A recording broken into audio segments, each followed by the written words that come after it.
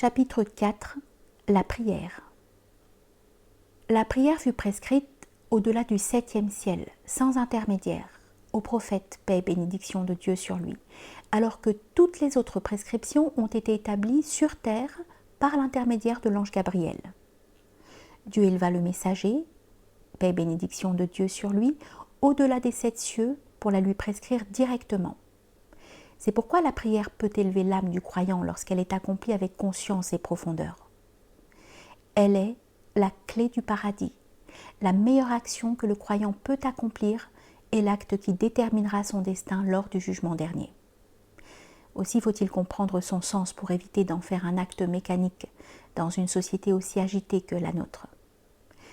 La prière est un ensemble de gestes et de paroles, mais elle est surtout un recueillement du cœur. La gestuelle du corps n'est que l'expression de l'état du cœur qui se rappelle Dieu. Et accomplis ta prière pour te souvenir de moi. Sourate 20, verset 14. Accomplir la prière, c'est rester lié à Dieu, au cœur des oublis et des occupations. C'est se libérer dans un certain sens des hommes, des agitations, des préoccupations, des soucis pour se tenir face à Dieu, en tournant vers lui son cœur avec humilité et recueillement, pour trouver la paix et la sérénité. En d'autres termes, les 5 prières prescrites sont une occasion pour le croyant de se purifier de ses fautes, de retrouver la voie droite, d'invoquer Dieu et de s'entretenir avec lui. Elles sont, ainsi que le rappelle le prophète, paix et bénédiction de Dieu sur lui, semblables à un fleuve où le musulman se laverait 5 fois par jour, le débarrassant ainsi de toute souillure. La prière est une eau fraîche qui éteint la flamme des mauvais désirs et passions. Plus précisément, il s'agit de se libérer de l'attraction de ce monde afin de s'élever vers le maître des mondes, se purifier de ses fautes, retrouver la droiture et la sérénité pour retourner ensuite dans la société avec un cœur régénéré, une détermination renouvelée et une lumière accrue. Accomplie dans la sincérité du cœur, la prière permet de faire face aux épreuves de la vie. Ô vous qui croyez, cherchez secours dans la patience et la prière. Sourate 2, verset 153.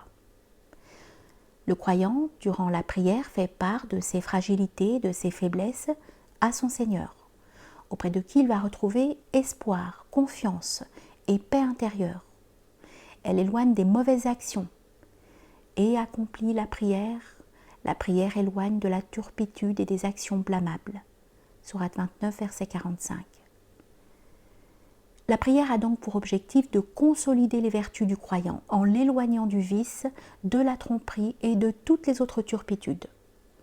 Paradoxalement, beaucoup de musulmans prient, et peut-être même avec assiduité, mais ils sont totalement dépourvus de moralité, au point qu'ils deviennent source de maux pour la communauté et plus largement pour la société. Quel bénéfice tirent-ils de leur prière? Ils ne saisissent de la prière que sa dimension physique, négligeant ainsi toute la profondeur spirituelle dont les fruits et les bénéfices doivent transparaître à travers le comportement. Somme toute, ceux qui commettent de mauvaises actions, bien qu'ils prient, leur prière n'est pas effectuée avec conscience et profondeur. La prière permet notamment l'apaisement du cœur et l'élévation de l'âme, surtout lorsqu'elle est accomplie durant la nuit, car c'est un moment privilégié qui illumine le cœur, un moment où la proximité de Dieu est plus grande. Se lever au milieu de la nuit pour se tourner vers le Créateur du ciel étoilé, dans l'intimité du cœur, la prosternation du corps, le front au sol et l'âme élevée vers le ciel. Le prophète alayhi salatu wassalam dit « Le moment où le serviteur est le plus proche de son Seigneur, c'est lors de la prosternation. Et le moment où le Seigneur est le plus proche de son serviteur, c'est au dernier tiers de la nuit. » Fermez les guillemets.